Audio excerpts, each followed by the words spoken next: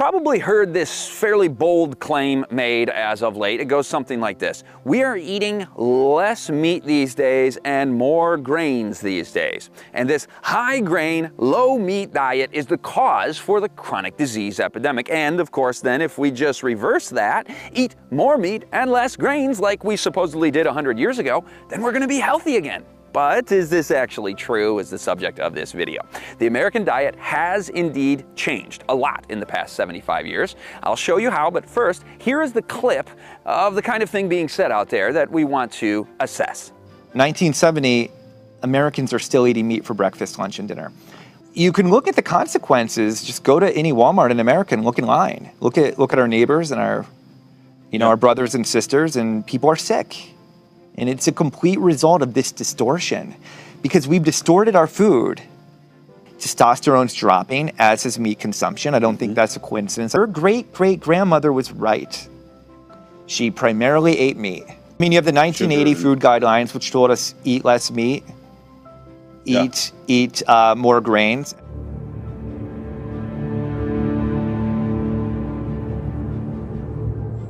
All right, let's unpack this together. First off, I want you to see how indeed terribly afflicted we are with heart disease, diabetes, cancer, compared to previous generations. We went from about 10% of the population suffering from one or more of these diseases at any given time to literally now the majority of Americans are living with or managing or dying from one of these dreaded diseases. America, we have a problem, and those out there in the international sphere, if you're eating like we are, you've got a problem as well. So what has changed in our diet since the 1950s? Let's look at this by 6 food categories, and let's see which have actually changed. Some of them have: meat, grains, sugar, fruits and vegetables, dairy and eggs, oil. Those will be our 6 categories. First up is meat. It's estimated that your great-great-great-grandmother probably ate about 170 pounds of meat per year, turn of the century, 1900. That amount dips maybe 20 to 30 pounds during the Great Depression and World War II, and then it settles back up at a baseline amount by the 1950s, with that around 160 to 170 pounds of meat per year. Now here's where things begin to change. Post-World War II America, watch this. We go from eating 170 pounds of meat per year, which was typical in generations past, to 180 in the 1960s, 190 pounds in the 70s and 80s, 200 pounds of meat by the 1980s. But pause there, because I want to simultaneously show you what's happening during that time with sugar intake. We're seeing an even bigger increase in sugar consumption, from about 90 pounds a year for the average American in the 1950s to 154 pounds is where it peaked in 1999, the year, incidentally, I graduated from high school, and I do confess to having been a substantial portion of that rise all by myself as a teen in the 90s. But check this out. For the past 25 years, sugar consumption actually drops as meat consumption continues to rise along with the chronic disease epidemic. So far that's 2 food categories that have actually changed. Meat intake has risen, not fallen.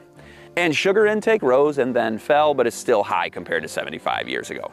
As you can see, grains did rise some during those middle couple of decades there, but in the past 25 years we've fallen right back to where we started in the 1950s. Unfortunately, as a side note, it's almost all junk, refined flour rather than whole grains during that whole period of time.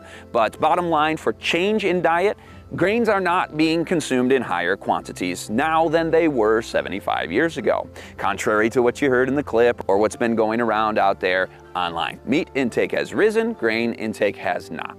How about fruits and vegetables? Pretty much the same now as in the 1950s. How about dairy and eggs? Again, pretty similar today versus in the 1950s. Now here's a food category we often overlook though: oil. Check this out. We've seen over a 3-fold, a 200% rise in oil consumption. This was by far the biggest change in the American diet over the past 75 years. So yes, Americans are way sicker than they were in the 1950s. And if it has anything to do with our diet has changed. So to sum up, we're eating more meat, more sugar, and more oil. But isn't the critically thinking viewer going, if 3 categories have risen, what has dropped to make way for the rise in meat, sugar, and oil consumption? The answer is none. we're just consuming more calories. Literally about 25% more calories, 500 more calories or so than in the 1950s. So there are the changes.